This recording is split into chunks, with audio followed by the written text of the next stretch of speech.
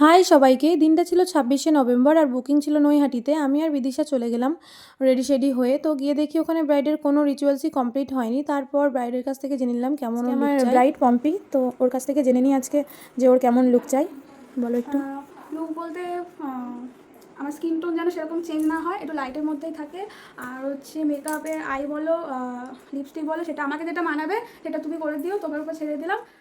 আমার ক্লায়েন্টের হেয়ারটা জাস্ট দেখো কতটা সুন্দর।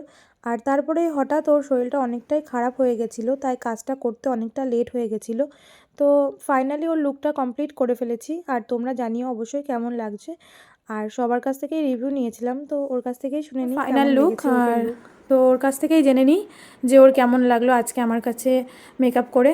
তো তুমি একটু বলো। ভালো লেগেছে আমার, আমি যেরকম চেয়েছিলাম পুরো তুমি সেরকম লুক দিয়েছো, আমি খুব স্যাটিসফাইড। তোমার মেয়েকে সাজানো বলো। ভালো হয়েছে। হ্যাঁ, এ বলো তোমার কেমন লেগেছে। বোন, তোমার হচ্ছে দিদিকে কেমন লাগছে একটু বলো। আমার দিদিকে খুব সুন্দর লাগছে, আমি আমার দিদিকে চিনতে পারছি না। আচ্ছা, কেমন হয়েছে বলো।